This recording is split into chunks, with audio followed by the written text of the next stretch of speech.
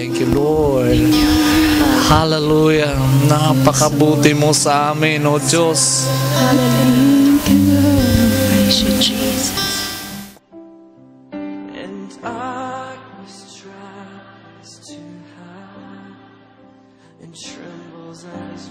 Kung anak tayo, mayroon tayong mamanahin sa langit.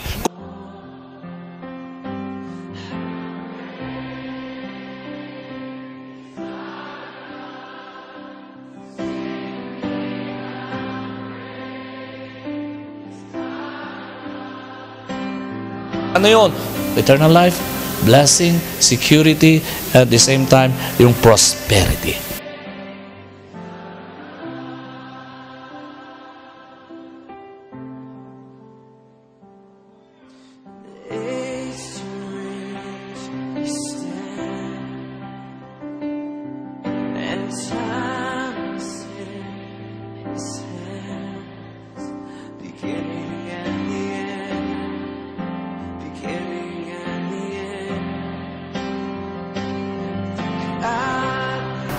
In times of test and trials, Lord God Father. For we know that with you, Lord, everything will be good, Lord God Father.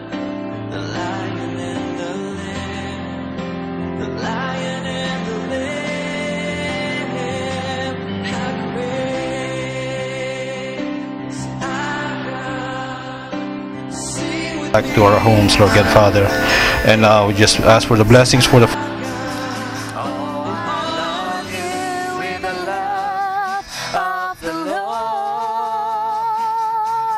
Yes, I love you with the love of the Lord.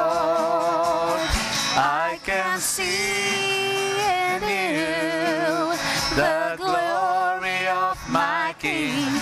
Yes, I love you with the love. Oh, I love you with the love. Yes, I love you with the love of the Lord.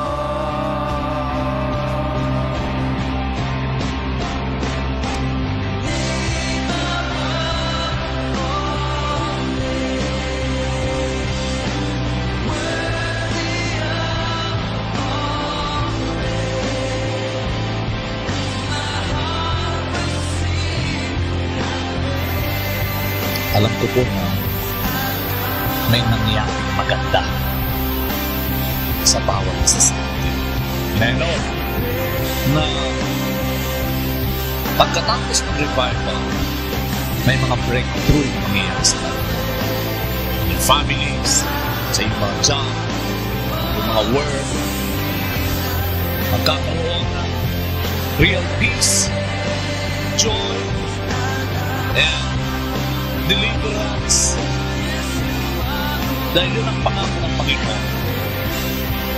And I do believe na may mga dumating o nag-attend sa revival na pagkatapos ng revival natin, nakumpis na rin ng mga magagandang bagay na magaganap sa life.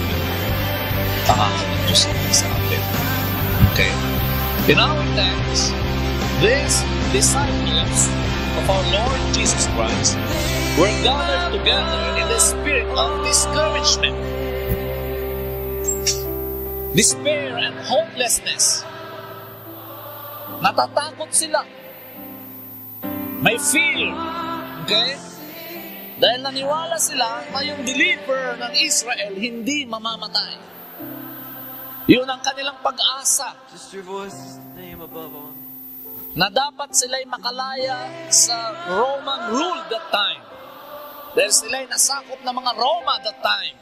Kaya nung dumating si Lord Jesus Christ, ang akala nila, eto na yung aming deliverer. Ito na ang aming hope. Ito na ang aming pong pag-asa, sabi nila.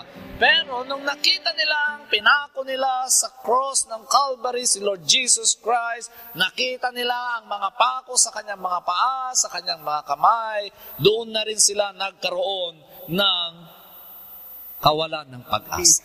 Lord, tunay nga na kung wala ka sa buhay namin, wala kami magagawa. At nagpapasalamat kami, Lord, sa aming natin na revival sapagkat na aming nadama, Lord, ang pagkilos ng Holy Spirit sa aming mga puso. Lord, napapasalamat kami for giving us that awesome Holy Spirit inside of us, Lord. Thank you, Lord, for loving us that much.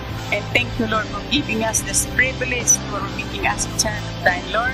Thank you rin po sa mga kamay na nagbigay sa araw na ito, Lord. Lalo mo silang pagpayagain in all areas of their life, Lord. At dalangin namin, Lord, na ang mga pagbibigay na ito, Lord, ay magamit sa ikalalago pa ng iyong manggagawa. Lord, nagpapasalamat kami na patuloy mo kaming samahan sa buong isang linggo na ito sa ating paghiwalay.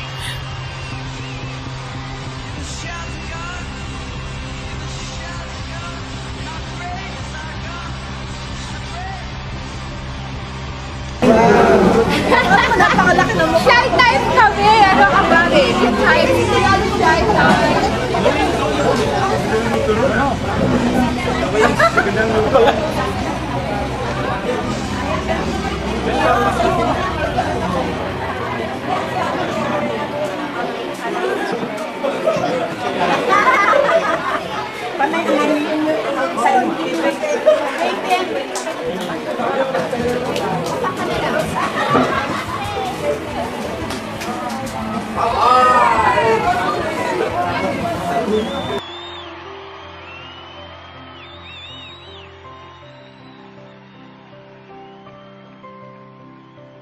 Kaya sila'y nag-gather sa isang lugar na nakasara ang lahat ng mga pintuan.